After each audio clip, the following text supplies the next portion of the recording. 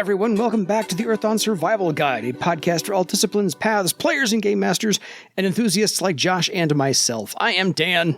I am Josh. There we go. And on today's podcast, we will be talking about all things quizzical and thaumaturgical, because we're going to cover up two very long emails that we got from our listeners. Thank you, gentlemen. And we're also going to talk about the initial acquisition of your elementalism spells for all you budding magicians out there. So if you want to have a question for us, or would like us to talk about anything we haven't talked about so far, or cover something else in further detail, we are in, of course, year 2, but feel free to email us at edsgpodcast@gmail.com. And without further ado, Josh, do we want to announce anything, or should I just go right to the emails? No. Fair. Nothing to announce that I didn't already mention. Yeah. We talked about, like in an earlier show, the books that we had been waiting on for months from the printer finally arrived at the distributor. I know as of this recording, the palette for all the stuff for the international backers is on its way to England to be put together for shipping from there. And the domestic stuff is starting to be packaged up. Once we have tracking numbers, we'll be sending those out to people. Fair enough. I appreciate the information for all the listeners. I think they do as well. So keep tuned to your mailboxes, folks. Stuff will be arriving sooner than now. So on to Brian's email. This is kind of, like I said, we got two long ones. So, hi there. I was listening to your discussion of first and second circle wizard spells, and as I have a character who is a wizard, I thought I'd mention something I consider very important. Don't forget that at Circle 5, wizards can give self-only spells to others at a cost of 1 point of karma. Bedazzling display of logical analysis is only restricted to the wizard until Circle 5, and the same applies to speed reading. And a few later spells that you are presumably going to discuss. This can be really fun with multiple discipline magicians, but I presume that's beyond the scope of this specific discussion. Likewise, while I presume you'll discuss the effect of Wizard Mark when you mention the spell itself, I would consider it worth bringing it up again anytime you were talking about short-range beneficial spells that a wizard might cast, since for a wizard, there aren't necessarily so short-ranged. It may also be worth bringing up the effect of extra threads in some cases. For example, Identify Magic becomes much more reliable if you can weave a couple of extra threads to it. Yeah, those are all fantastic points. We didn't get into that with our discussion of wizard spells because we were just talking about the first couple of circles. Yeah. But that is a very, very good point to bring up with regards to the wizard. Each of the spellcasting disciplines gets a karma ability at Circle 5 that alters how they can use their spells. And it's different for each of them. For the wizard, they can take those normally self spells and change them to touch, I think it is, to put them onto somebody else. So yeah, spells that initially might be limited only to the magician can be expanded to other people. And Wizard Mark does a similar sort of thing where the wizard's ability to manipulate magic and do things that other magicians can't to the same extent, though each magician discipline obviously has their own kind of tricks and stuff that they can use. Yes, excellent points all around. Thank you, Brian. We've got more from Brian. Also, regarding Rope Ladder, the spell, it is worth noting that nothing prevents you from attaching stuff to the rope yourself before making it carry up to 600 pounds for you to a target location, merely that the rope can't do it for you. For example, a grappling hook, so that the rope can easily attach to things, or a basket full of tools that you'd like to move to the other side of a wall, or a length of chain that can, air quotes, hold your Obsidian friend's weight. Of special note, the Circle 5 wizard spell Light and Load can greatly increase the value of this spell, and also Levitation, since neither of these two spells otherwise allows you to increase the weight they can hold. Oh, and also, regarding disbelieving spells, the illusionist knowing when someone decided to disbelieve is only half the equation. It's also important to consider whether an illusionary fireball that your friends disbelieve is noticeable. It is of note that an extra thread can remove targets from a regular fireball spell, so not roasting your friends is not necessarily a dead giveaway, although I don't imagine your typical bandit or cave troll necessarily knows about that either. Thank you, Brian. Rope ladder? So, two things. Yes. Rope ladder. Yes, that is actually a good point, that you can tie things off ahead of time and then use the rope to move or carry or whatever. Yeah. It sounded like, I thought that he was using rope ladder on a chain. but I think he might have tied the rope off to a chain to have the rope pull the chain up to a location or something like that. That's certainly allowable. I would not allow rope ladder as is to just be cast on a chain to be able to do with a chain what you can do with a rope. Fair. I think if your objective was, yes, I tie a rope to the end of the chain, like tie them to each other, and then cast rope ladder and use rope ladder to drag or move the chain, then that's all perfectly fine as long as it's not breaking the weight limits, which you need quite a bit of chain to break the 600-pound limit. No, fair. The disbelieving spells thing. The other bit about disbelieving spells, that is a good point, and if it was, I don't know what, it might have been the same person. Somebody brought it up.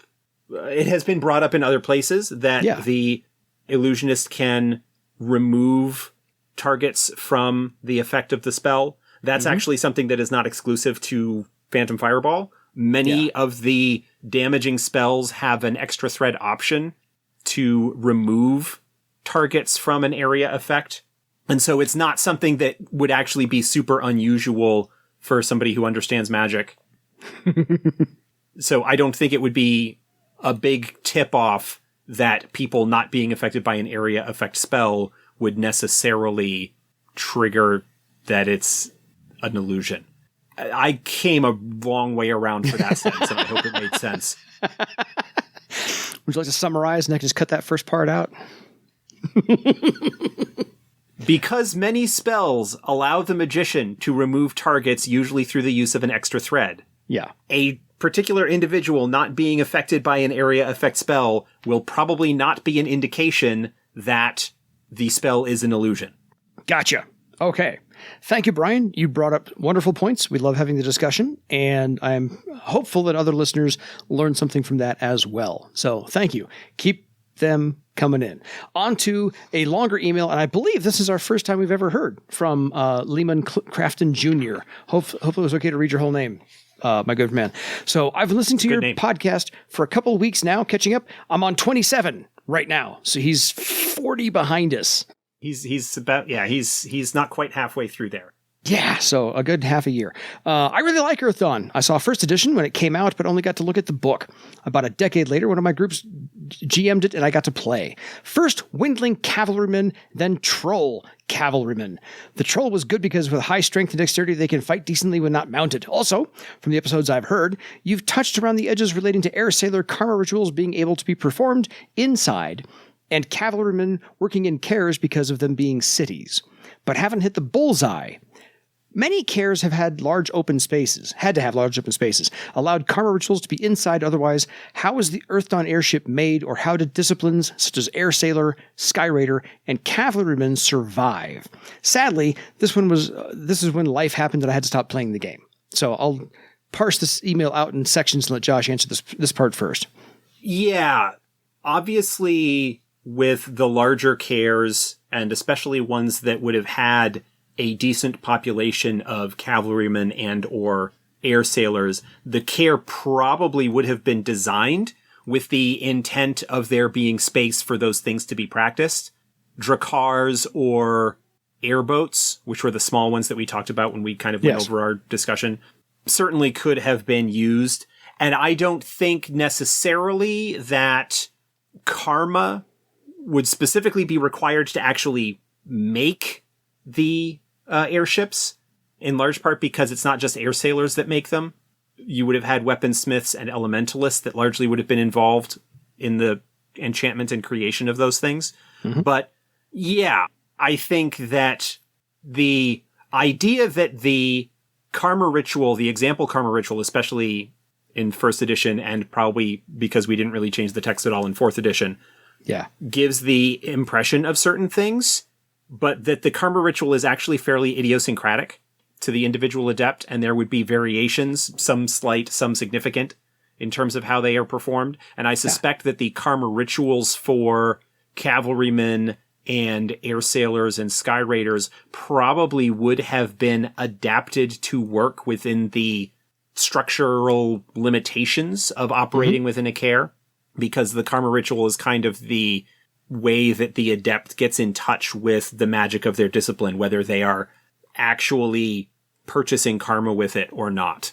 Yeah. I see kind of a little bit of a divide between the mechanics and the fiction in that sense. Mm-hmm.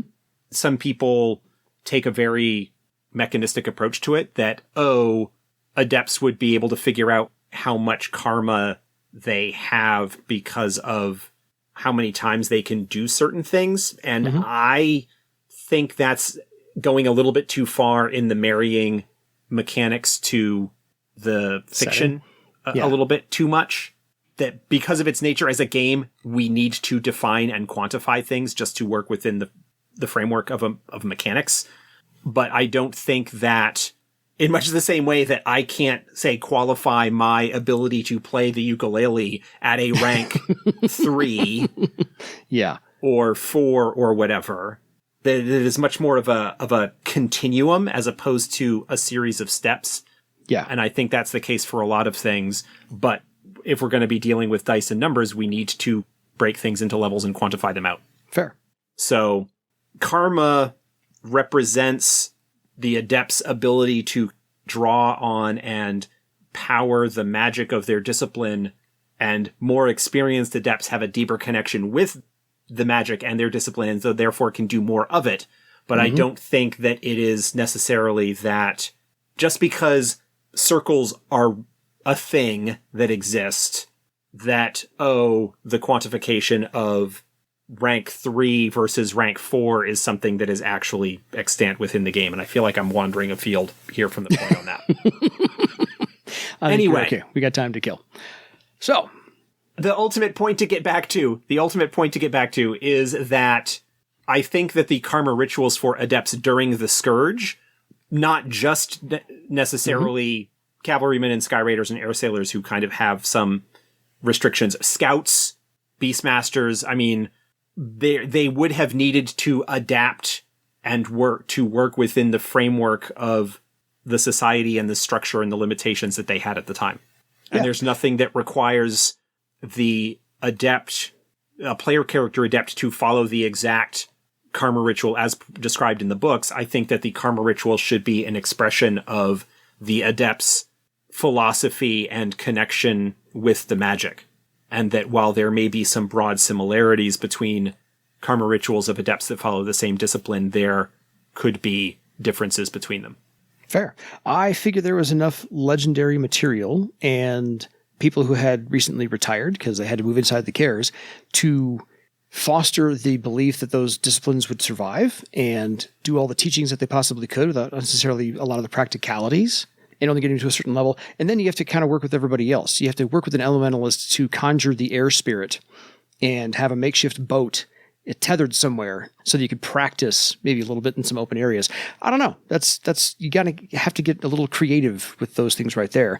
But one question I think we both blew right past was, how was the Earthdawn airship made? Did they make it in the care and then launch it out? Or did they exit from the care and then make it outside and then launch the ship? I suspect... Or has that never been answered? No, but I suspect that much like I suspect that the Kingdom of Throal, given its size and scope, probably had internal airship yards. Yeah.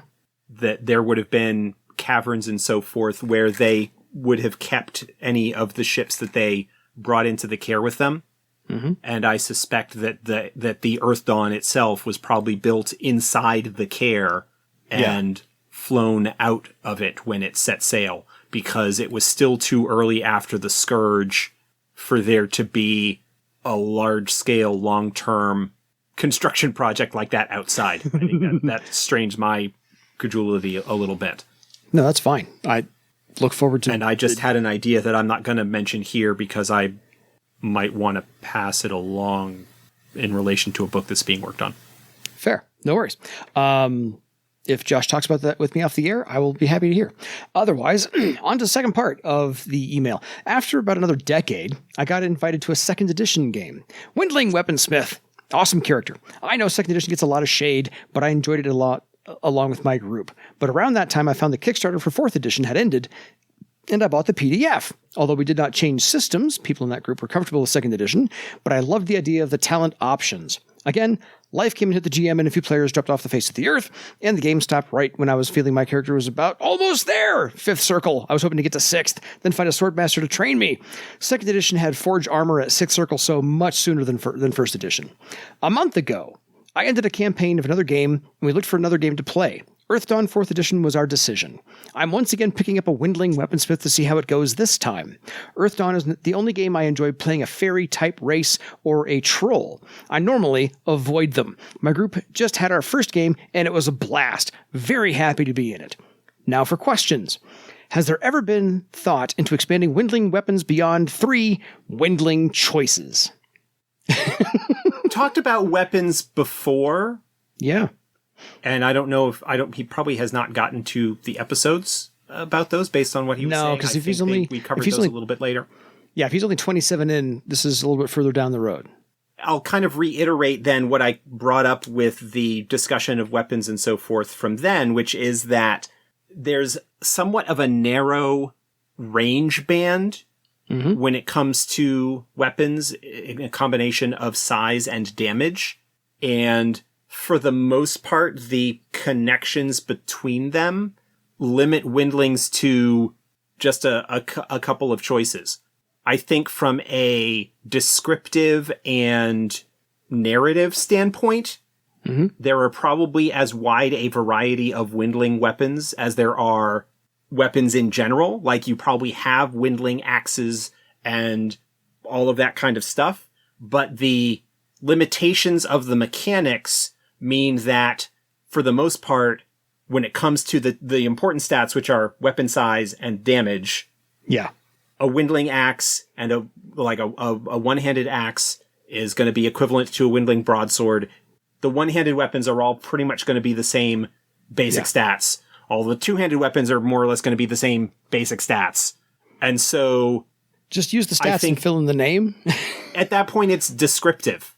Yeah.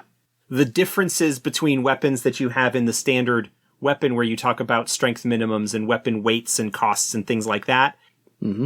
As I think I mentioned, I'm not 100% sure what ultimate use that provides. And part of that is because I'm not a big encumbrance tracking weight kind of game master. So I would say if you want to have your Windling wield a two-handed axe, it's equivalent to any other size 2 Windling weapon, and it has the same stats as those, and it just looks however you want it. Yeah. So write the name in, just use the same numbers, fill in the blank a little bit. He says, okay, just a thought, just so you know, I like Windlings. Second question, is there any thought into support for the Foundry VTT? My group is spread over the state, so even post-COVID, we can't always meet face-to-face. Another player and myself are trying to build a system for Foundry. We use Roll20 now, but the servers have been lagging horribly, and we're hoping to try a new non-subscription platform. I pretty much like all the changes in 4th edition, optional talents, higher successes instead of armor-defeating attacks, specialists get a free talent, etc.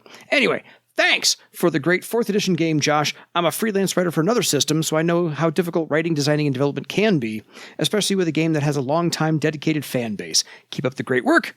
Lemon Crafton Jr. Thank you. We are aware of the Foundry system, the tabletop, the virtual tabletop, is what VTT stands for. We are aware of Foundry. I know that there have been a couple of other people that have been working on it. In fact, I think... I got a message earlier today from somebody who has one worked up, but Foundry is big on making sure that the actual rights holders are okay with stuff. So I think we're just waiting on the people to provide the appropriate authorizations and whatnot. Gotcha. Yes, it is absolutely something that we are aware of, and I think we just need to hammer out in much the same way that the one that was created for Roll20 was done, of figuring out exactly what the Foundry situation will be. Fair enough. I have a small update. I know that they have been worked on, and I absolutely would love to see it released and available. Very nice. A small update for the fan who created the Steps online character sheet. My group has 2 players who are using that and absolutely love it, that it does all the math for you when you go to raise up your talents. Yes. So thank you to Lars for the work on that. That's a great little character tracker. There is both a web version and a desktop version, which is basically a standalone web browser that just runs that page. And you can actually export the data file from one and import it into the other because it's the same thing. Yeah. Works pretty well. It does. The improvements that have been provided in there are fantastic. Yeah. Like I said, 2 of my players absolutely love it, and they're using it. And if they just want to share the screen so the game master can see what their character's looking at and make sure they're rolling the right dice, he can do so. So yeah, it's a high-tech version of a low-tech solution, so that works for us as well. So anyway, want to give everyone an update. So if you haven't used the Steps character sheet, please do so. If it'll make your gaming life a little bit easier, by all means, have at it. Thank you. So on to how to build your character. You've made your first Elementalist, human, dwarf to scrang, whatever, and you're ready to go pick out some spells. This is what our discussion about for today is going to be, is how these spells will be beneficial to you and your campaign as you begin to play through it. So Elementalism is fun. First circle, first spell, Air Armor. This is the meat and potatoes. This is a very popular Elementalist spell. This provides a +3 bonus to physical armor, and at GM's discretion will also reduce the effects of fatigue, because in addition to the added padding, it also provides ventilation. So as the description says, it is popular with fire mining crews working near Death Sea. Yes. It does require that the target be wearing some kind of clothing to effectively trap the air inside of it. It's a fantastic defensive spell, and Elementalists tend to pick that up. Yeah, and you look all big and poofy. Yeah. Because you have this large billowing amount of air between your skin and your clothes, and so it makes you look all big and poofy where your belt isn't shining, so you look like a stuffed sausage. So it's fun, though. It's a great little effect, and those little details you get to work in for your players to hear, so they see somebody else walking around and they got this puffy clothing. Just little things to look at and make sure your character notices. Crunch Climb. Yes. Because this got brought up in the email, the Elementalist Circle 5 ability allows the Elementalist to spend a point of karma to target an additional ally with a spell. So that would change Air Armor, which is normally a single target spell, unless they weave an extra thread. Yeah. But they can spend a karma point to target an additional ally with it. Yeah. Very nice. So what is normally a single target spell can become a multi-target spell. Yeah. So Crunch Climb. And this is just basically enhancing your climbing ability. Yeah, it's similar to Wall Walker, which is a low circle wizard spell. It provides a bonus to climbing tests. This was something that pretty straightforward enhancement spell. And we talked about the uses of it when you're playing a wizard character is the same as playing the Elementalist character is. You never figure out how much you need to climb something until you can't do it well. Until you need to climb something. Yeah. So it has, is a very similar utility when it comes to the Elementalist as Wall Walker does for the wizard. Yeah. Like many other bonus providing spells, it provides the bonus.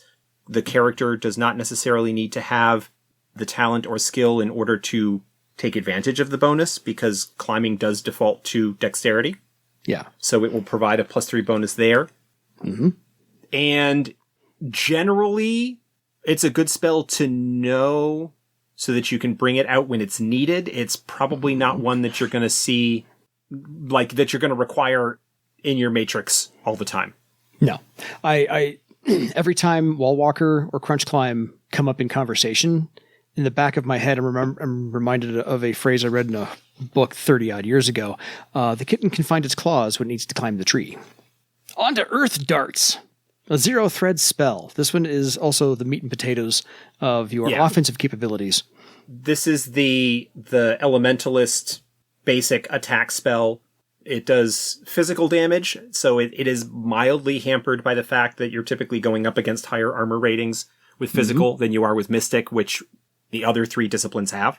Yeah. The advantage that Earth Darts has is that the side effect reduces the target's physical armor, so that even if you don't end up doing a lot of damage with it, you reduce their armor, which makes subsequent castings of Earth Darts more effective, as the sort of magic weakens the armor temporarily. But it also provides increased damage potential for anybody else who might be hitting that target. Yeah, and is the reduction in physical armor a new wrinkle for 4th edition? Because I don't recall that being there previously. Okay, making sure. It is new. It's one of those things that, much like the secondary effect of Mind Dagger from Wizard, or each of the basic attack spells has a secondary effect that helps emphasize the flavor and focus of the magician discipline that uses it. Yeah. So the more you hit with Earth Darts, the more the armor goes down. The more you hit with Earth Darts, the more the armor goes down. So just keep pummeling them. The secondary effect doesn't stack on itself. So it's still only the -2 physical armor with the base effect. You can weave a thread to do an additional -2 physical armor. Yeah. For each additional thread. So that effect does not stack with itself, but the duration, as long as you are continuing to hit the target with Earth Darts, that duration is going to continue because it lasts through to the end of the next round after you cast it. So if you cast it on the target, they have -2 for the rest of that round and the next round, which will give you a chance to hit them with Earth Darts again and kind of continue that penalty moving forward. Well, and it's something that everybody else benefits from as well, is they get to hit and have the negative physical armor also be in effect when they hit. Right.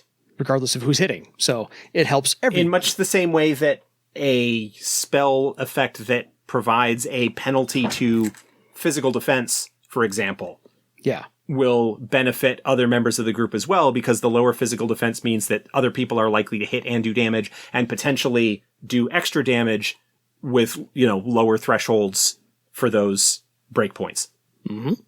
On to Flame Weapon, our 3rd 0-thread spell, because Crunch Climb is 1. So this is just, this puts fire on whatever you want it to for a weapon for everybody else. Adds a D6, a step 4 fire damage onto the weapon.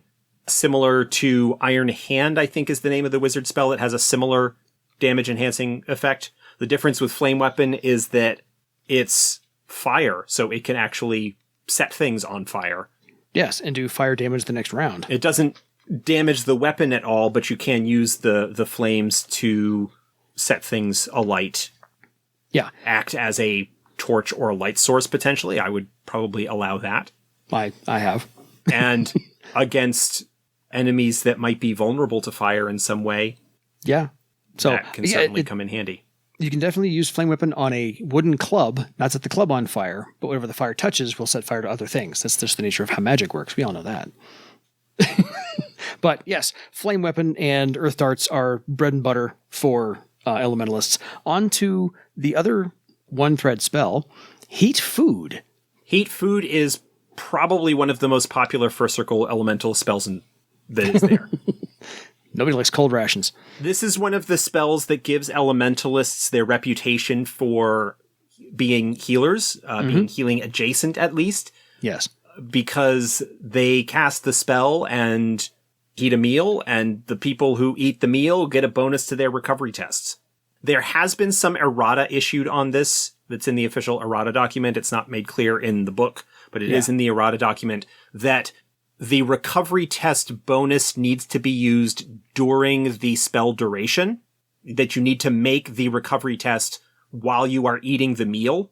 Yeah. That you can't eat the meal in the morning and then get into a fight and then for your first recovery test after the fight, get the bonus from Heat Food. You need to eat, you have to use that bonus while you are eating the meal. You can't delay it. I understand it's not explicit, but that's common sense. Well, like I said, I understand it's not explicit, but yeah, I would. Because it is not explicit, we had to make it explicit in the errata. Welcome to gamers. Because what ends up happening is you get people who start their day with a Heat Food and a booster potion and a whole bunch of stuff that provides a bonus to a recovery test. but they don't need to make a recovery test then. And then later in the day after they've gotten into a fight, oh, now I use my first recovery test and I get X, Y, and Z bonuses. It's not really how they're intended to work. Same for potions. Potions are like instantaneous. You got to do it then and there. Well, the booster potion is a bonus to the next recovery test. If they are not making a recovery test at that time because they they aren't suffering any damage. Mm-hmm. But I only make the test when I'm taking the potion. So this is one of those cases where the letter of the law and the spirit of the law and the spirit are kind of different. I would also probably in my games have it be that if you're going to use a booster potion, you need to use it at the time you're making the recovery test. You can't chug one in the morning and then get the bonus of it later on. Like, that's sort of not how those are in the 20 years I've been running and playing this game, none of my players have ever decided to be that much of a douche about that. So, yeah, they're all like, no, I'm taking the booster potion now because I need it now. I'm going to take my test now. Not I'll have it and save it later like a kangaroo pouch or a squirrel full of chipmunk thing, whatever. Anyway, and heat food is kind of nice because it's a fixed difficulty. It's a difficulty 6 to cast it, and each success affects a meal. So it will take it does take multiple castings kind of at low circles. Mm-hmm. But once the magician has some good ranks on spell casting and can throw karma in on it and whatnot, it's not too difficult for them to do 3 or 4 meals per casting. Considering it only takes a couple of rounds to cast, it's pretty straightforward. Exactly. Very easy. Purify Earth, another thread spell. Purify Earth and the next one on the list, Purify Water. These are spells that, to be honest, are legacies from all the way back to first edition. I don't know that they necessarily see a lot of use. Purify Earth especially has kind of a limited use. It is flavorful. It is a spell that makes sense within the setting and makes sense within what it is that an elementalist is able to do. Yeah. But unless you are in a game that is dealing with corrupted areas and whatnot, a player character is not as likely to get use out of it. Fair. Purify Water, which is the companion spell to it, also at first circle, is apt to be a little bit more useful if you've got a game that is going to be dealing with survival situations and whatnot. Then the ability to make water safe is a good one. You can also use it in addition to just sort of purifying it, neutralize a poison before somebody has ingested it. It does have a resistance based on the potency of it. Yeah, those are kind of flavorful spells, but not necessarily useful in a huge number of situations. Fair. I also love that Purify Earth can be placed in the same spell matrix as Purify Water. So yes, this is one of the things. Wizard didn't have any spells that did this in the first couple of circles. One of the things that was brought in, and this is kind of goes along with the slight scaling back on the number of matrices that magicians had available. And this was a case in previous editions. Certain spells would not see a whole lot of use, in part because there was generally a better choice to have ready to go in a matrix. Yeah. And there are certain spells that are very similar, and we're going to talk about another one here in a moment. But Purify Earth and Purify Water are both one-thread spells. They both have this kind of purification element. The basic structure of them is similar enough that they could both be put in the same matrix, so that if the elementalist rather, knows both versions, they can have them both ready to go and then just decide at the time of casting, is it going to be the Purify Earth or is it going to be the Purify Water, with the idea being that the thread that needs to be woven before casting the spell designates the version that gets used. Kind of falls apart when you start talking about enhanced matrices because you're still able to put both in there. But this basically allows an elementalist to have a little bit more variety, potentially get a little bit more utility out of the spells that they know, because in a sense they have extra slots. Yeah. For certain spells. So back to first edition, since these are both holdovers, I had a player character who actually, anytime he was in a bar, used Purify Water to take the alcohol out of his ale so that he could act drunk and invite people to try and rob him and then not actually allow them to rob him. So It was just one of those fun things. He used it as a character defining thing. He's like, I'm never going to be drunk. I'm just going to act drunk instead. So it was one of those fun things he got to do with Purify Water. It just built in character. That's telling the stories. Resist Element. This is the other spell that I was just referring to. There are actually 5 versions of this spell, one for each of the 5 Elementalist elements. Yes. They can all be placed into the same matrix. If the Elementalist knows all 5, all 5 of them can be placed within the same matrix so that they don't need to decide, oh, well, I'm going to have resist fire in, and then suddenly, oh, shoot, I wish I had resist air. Yeah. They can have them, if they wanted to have a resist available, they can have the resist available. Any of the Elementalist spells, I think, all of the Elementalist spells that have slightly different versions for different elements have this same feature that they can all be put in the same matrix. And so it's just a matter of the Elementalist choosing which element they're going to use. At the time. But you do have to learn each of these 5 spells. You have to learn resist air, resist earth, resist fire, resist water, resist wood. You have to learn all 5 of those spells before you can put all 5 of them in the matrix. Right.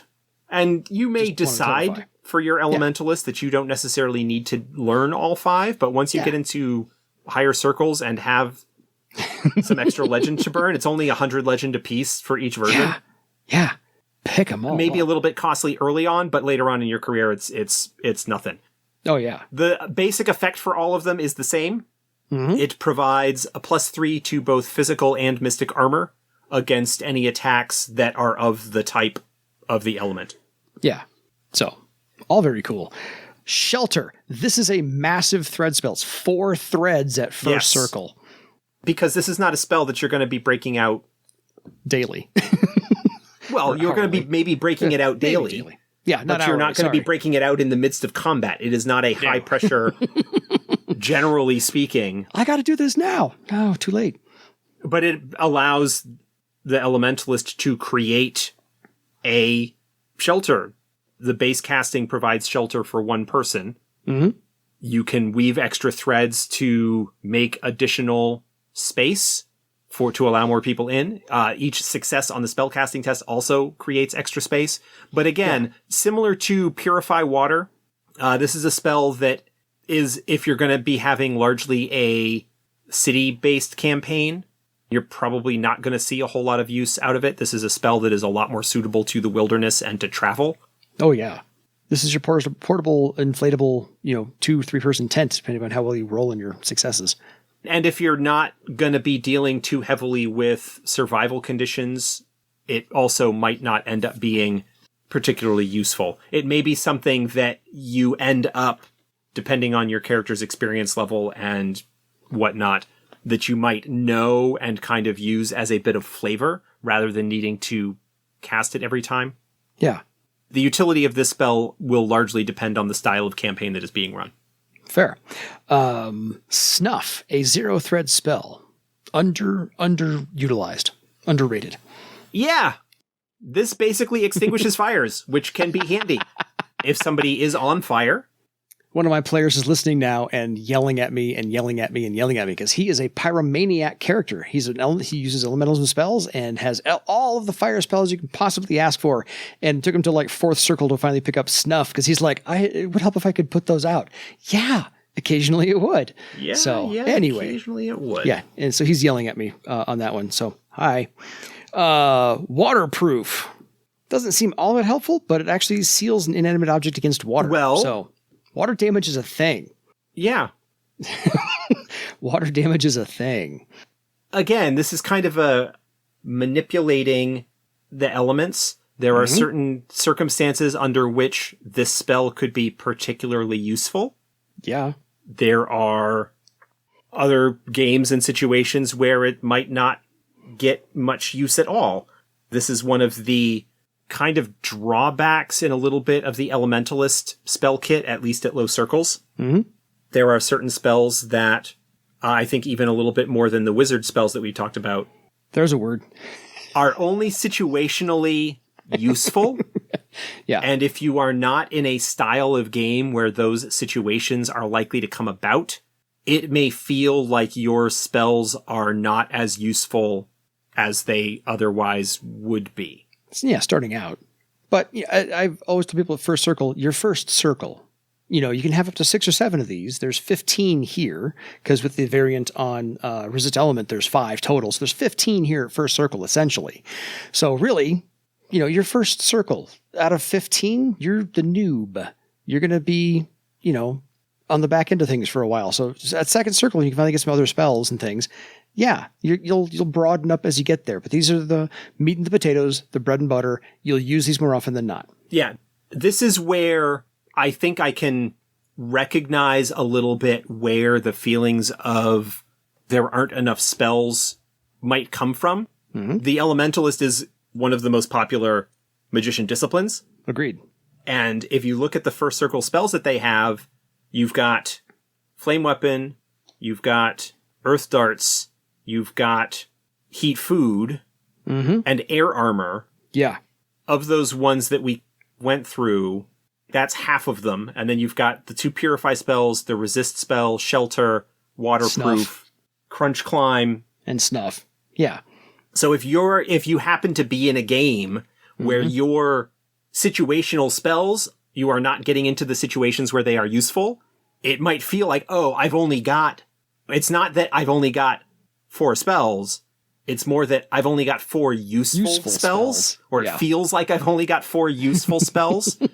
And so in that case, I think it really behooves the game master to, much like you would with any character really that's in the game, when you are designing and developing your scenarios, your adventures, your encounters, that you take into account what the player characters are capable of and build in places where their stuff can be useful. In much the same way that a character who makes a Beastmaster is in some way telling you, I want to have a game that revolves in some sense around animals and animal companions, then you need to build that into the game for them. Yes. If someone takes an Elementalist as a character, as a magician, you need to look at the spells and say, okay, they're wanting to maybe deal with elements and maybe down the line spirits and stuff like that. Yeah. But also maybe situations where their utility spells, their situational spells are going to come in handy and be useful, so that there is at least some kind of sense of choice that they're going to need to make when they're dropping spells into their matrix early on. Yeah. And these are things that can be brought up in a initial session 0 campaign planning, character creation kind of phase, but also in the ongoing conversation about what's going on in the game. If a character who is playing a player who has an Elementalist character, is expressing some frustration about how they don't feel like they have a whole lot of useful stuff, then you need to look at what they've got and figure out ways to make more of it useful. Fair. Because they don't get elemental tongues until 3rd circle and elemental hold until 4th circle. So we're talking, this is your very first circle character in your spell selection. Right. Yeah. And that's fair. I'm talking not necessarily just about the very beginning. I'm talking about broadly speaking. No, agreed. I understand your point entirely. I'm just saying for the listener who's listening in going, I have a first circle character. Here's my spell selection. And the Elementalist, as we have gone over in the Elementalist podcast, that discipline breakdown, this is centered around talking to the elemental spirits as well. So since they don't get that till 3rd, these are the spells they rely on day in and day out until they get to that experience.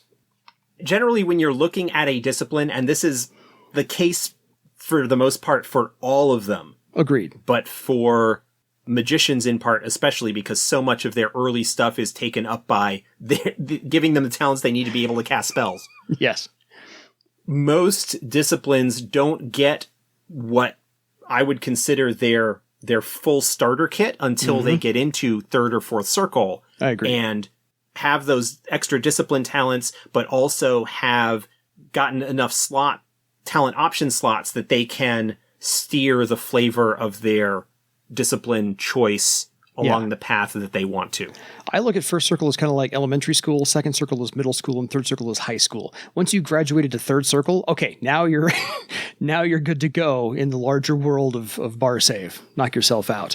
So since you can pick up a second circle spell at character creation, we're going to go through the second circle spells as well because we have time to burn. And you get to second circle rather quickly anyway. And then once you get there, here's some more available options to you. So air mattress, which I have always loved, is a good idea. This is the other spell that brings the reputation of healing to the Elementalist. This is the spell that you cast when you are setting up camp for the night, and everybody who takes advantage of it gets a little bit of a bonus to their morning recovery test. Yes. And oddly enough, I can guarantee, even though I don't live in bar save and have never had the spell cast on me, it feels better than any air mattress I've ever actually inflated on a concrete floor. So just going to say that now. Fingers of Wind. This is the 2-thread kind of like telekinesis. Kind of. It gives the Elementalist the ability to do some distance fine manipulation of things. Yeah.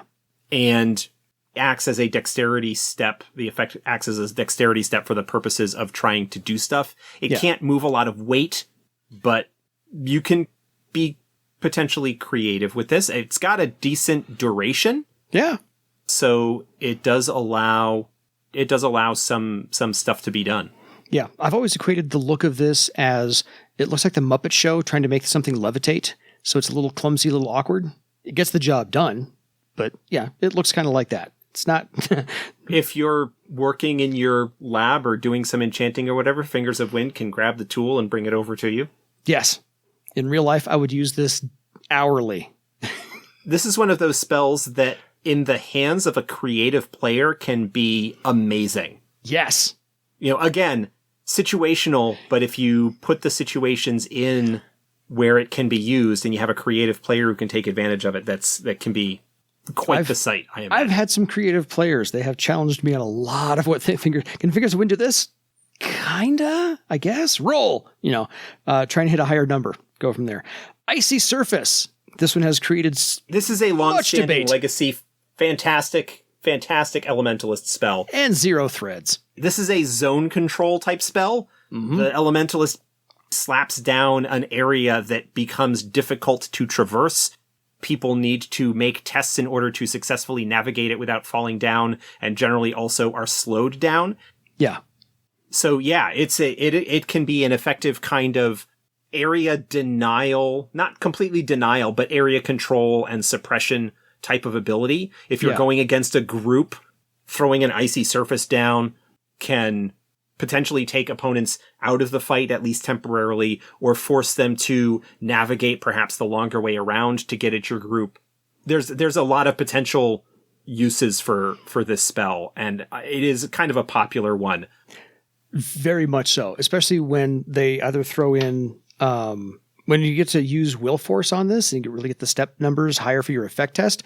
I've tried to have, Jehuthra roll a dexterity on a 37 effect test for Icy Surface. That's never going to happen.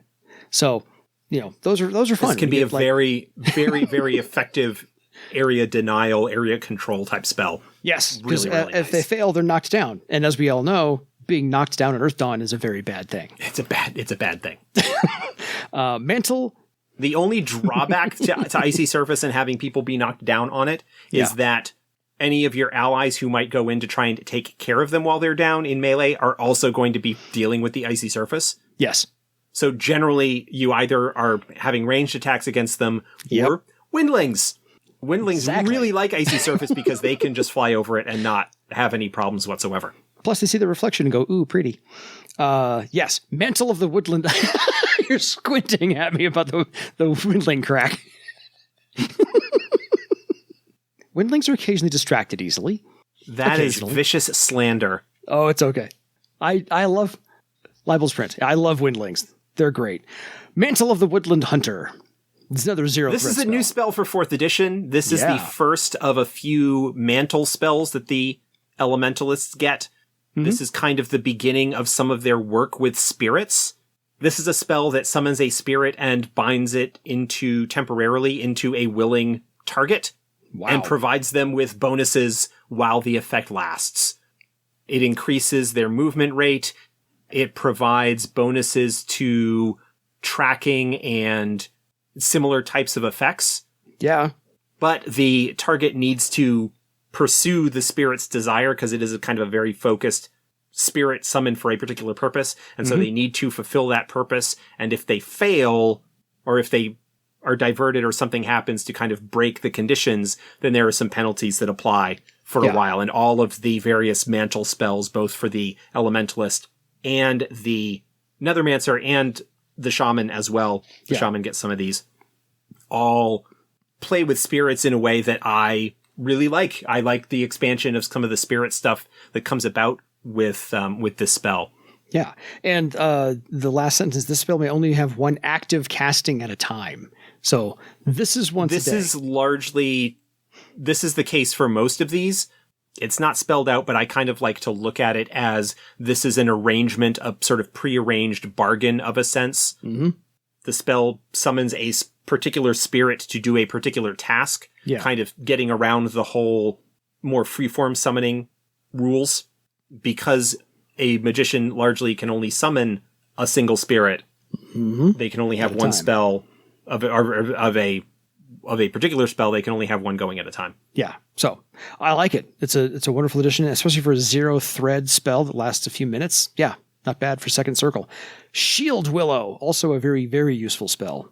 It is limited in the sense that it does require the target to have a shield, but it does provide both a +2 to physical and mystic defense, because shields provide defense bonuses now instead of armor like they did in previous editions. They provide defense bonuses. Those bonuses are enhanced both physical and mystic.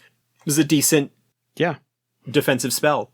Great for putting on a warrior who might be fighting sword and board.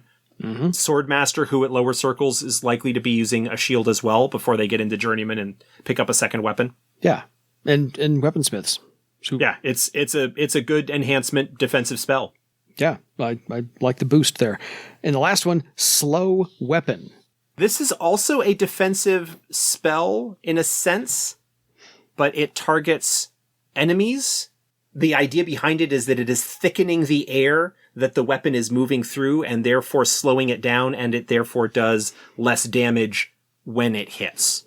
Nice. So that's not bad. What do we got there? Like 20? So 6. So 6 at second circle and 15 at first circle, essentially with the resist element 5 variation there. You got 21 spells in your first 2 circles. And in the second circle spells, you get a lot more broadly useful spells than you do with some of the first circle stuff. The first circle stuff kind of sets a lot of flavor. The second circle spells that are in the book are ones that are generally more broadly useful. I think probably of them, the most potentially limited in what you can do with it is Fingers of Wind. But that one I think is largely limited more by the creativity of the person using it than anything else. Mantle of the Woodland Hunter is also kind of specific, but it's just cool. It's niche. But yeah, very cool. You can't really use that in the city a whole lot of places unless there's a potted plant around. But otherwise, and I'm teasing about the potted plant. But yeah, otherwise, when you're in the right setting, those are going to be great. I mean, you don't use snuff every day unless there's a fire you want to put out. But again, all of those are meant for specific generalized I could see situations. When they're breaking camp for the morning and setting out that the Elementalist uses snuff on the fire to make sure that it's out. Yeah. So if you want to get all fancy with it instead of kicking dirt on it, sure. Because there's no limitation in Earthdawn in terms of how many times you can cast a spell. Exactly. It would be, and I'm going to maybe casting it out of their grimoire rather than necessarily having it in a matrix, or even maybe having it in a matrix because swapping the spells out that you've got isn't that difficult. Yeah. Okay, we're breaking camp. I cast Snuff on the Fire as people are packing up, and then I'm going to spend 10 minutes to reattune and swap out. Yeah, well, we're all getting ready to go. So that is your breakdown of the first and second circle elementalism spells. We hope that clears up a couple of uses that you could use them for. You've heard some stories about how they were used in my games, and maybe something you didn't quite understand how it worked previously. Now you have a better understanding of that. We hope that actually helps all the players out there and some of the game masters to kind of nudge your players in certain directions to maybe pick up spells that would be better for them than the ones they have, or what to add to their their kit as they move on. So, any final thoughts on the elementalism spells? As you said, it's one of the more popular magician disciplines to play. And so it's got a nice little toolkit once you get into this first, more useful everyday first and second circle spells. Just to reiterate that idea that the game master should be presenting challenges and situations that, at least to some extent, are suited to the player characters in the group.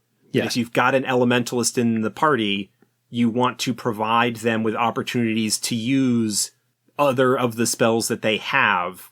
Yes. Not necessarily in every encounter or every adventure, but you do want to look at that potential so that they have some spotlight time as a result of that and don't feel like, oh, I've only got 4 useful spells because I start off by casting Flame Weapon on the warrior and or swordmaster. Then if the combat's still going on, then I cast Earth Darts. And then when it's over, I cast Heat Food so that people can get a bonus to the recovery test that they make from the damage they suffered at combat. Yeah. And that's all that I do. And I can recognize that as being frustrating. Yeah. But that you need to look at adventure and scenario and situation design as more than just combats, that you need to look at non-combat situations and come up with ways, much like if you have a troubadour in your group and you're not providing them the opportunity to be social, they're not necessarily going to be happy. Yeah, they're not going to play their best with what's game. Going on. So you need to look at your group composition. And obviously, if you've got a warrior, you're going to need to present them with options, opportunities to punch things or stab things or whatever. But that is something that feels part and parcel of a normal role-playing game adventure situation. Like, oh yeah, we're going to have a combat. But you need to look at the other situations as well, the social and the environmental and puzzles and situations there that allow characters who have situational abilities to put them into situations where they can use those abilities. Yeah, and not just the spells. I mean, we're doing it for the elements because that's the episode that we're on, but also their talents that maybe have an obscure, I can't say obscure, but a lesser used talent that they sit there and go, why am I spending points on this thing ever? I never use it.